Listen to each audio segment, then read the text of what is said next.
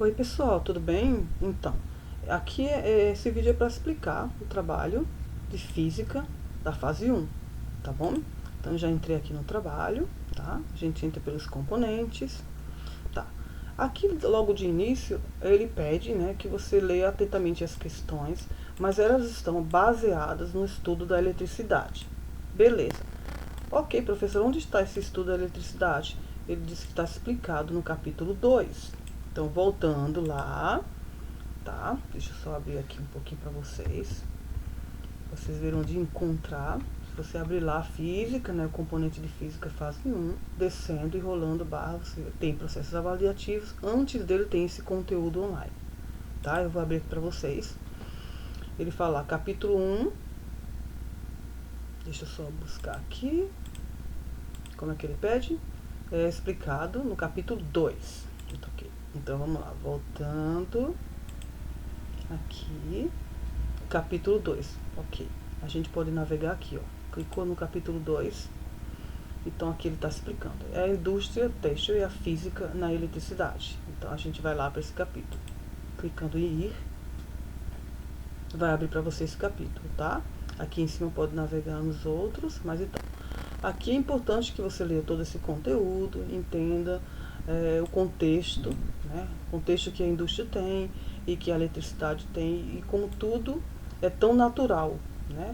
A gente pergunta sempre no dia a dia sobre isso e a gente sabe da utilização da eletricidade, que diminuiu, que é significativo, tá? Então é muito importante. Tem um videozinho aqui importante.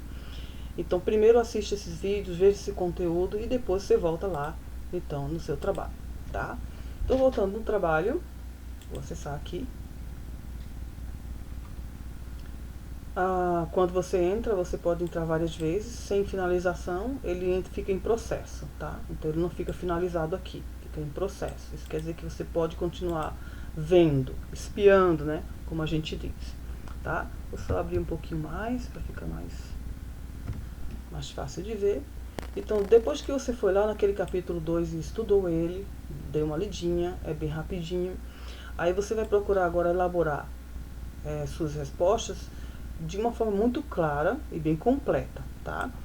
Sempre você precisa dar exemplos das situações apresentadas, é muito importante. E também apresentando cálculos utilizados, se for necessário.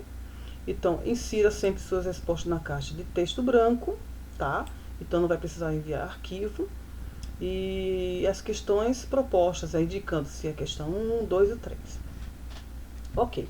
A eletricidade no cotidiano. Aqui, ao longo da história, a evolução desde o conceito da eletricidade na tecnologia, que foi amplamente desenvolvido pela sociedade, que usufrui de forma útil. E isso fica muito claro quando nós paramos para pensar que vemos tudo ao nosso redor, né, ao nosso lado, ligando eletricidade, tomar banho, cozinhando, trabalhando, etc. São equipamentos, né, eletrônicos e tecnólogos, como computadores, eletrodomésticos, celulares e todos esses que nós utilizamos.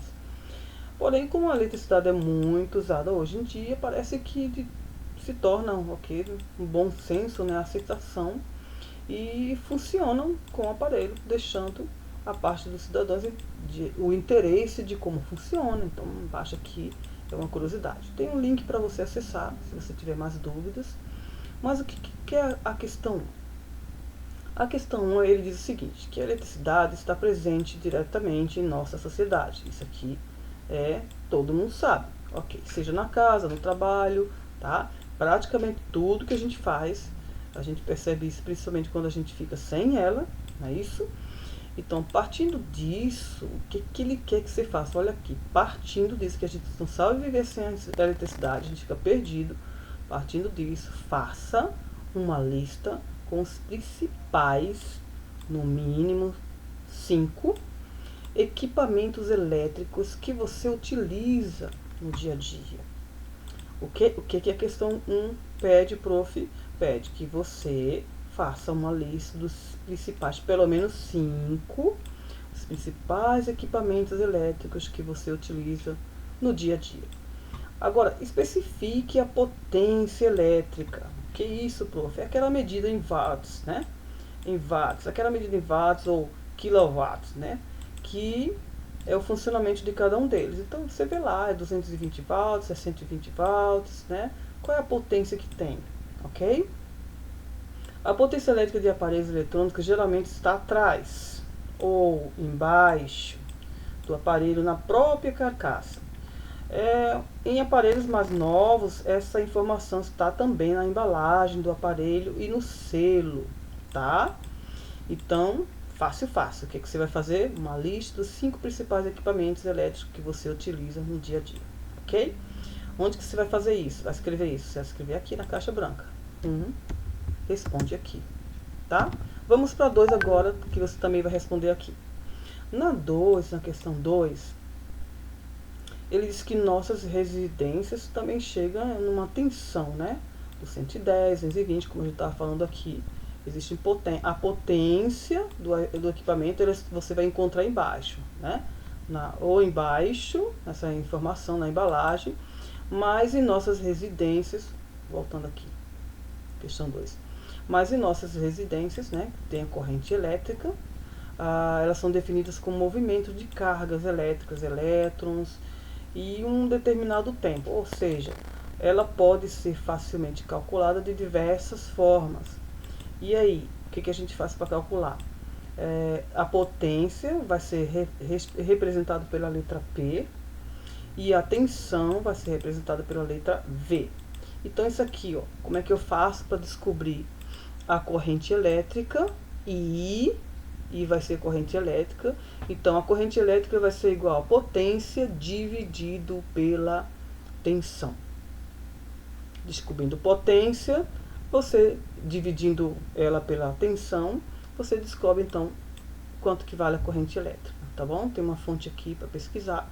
A partir da potência P, os aparelhos que você verificou na questão 1, lembra que você escolhe 5 aparelhos aqui na questão 1, tá? Que você usa no dia a dia em casa. E aí você vai ver as medidas lá do watts, do quilowatts, ok? Ok? Vendo isso aí, sabendo que I quer dizer a corrente elétrica, vai ser igual ao valor da potência dividido pelo valor da tensão. Ok.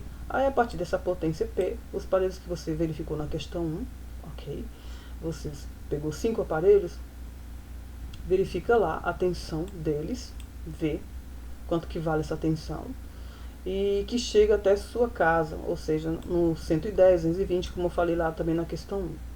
Calcule a corrente elétrica de cada um desses aparelhos utilizando o seu funcionamento, ou seja, a dica aqui é a tensão, com a unidade de medida dos valores utilizados, tá? Então, para responder essa questão, você precisa saber quais foram os aparelhos que você escolheu para responder a primeira questão. Com eles, você vai lá, ver lá nas informações que ficam na carcaça, as informações que ficam na embalagem, tá? Tem tudo lá para você, já está disponível. E aí você vai conseguir saber a corrente elétrica pela potência dividido pela tensão. O valor da potência dividido pelo valor da tensão. E responde a questão 2. Vai lá, questão 2. Vamos para a questão 3. Na questão 3, em nossas residências, também chega a tensão, como a gente já sabe, do 110 e do 220. No Brasil, assim.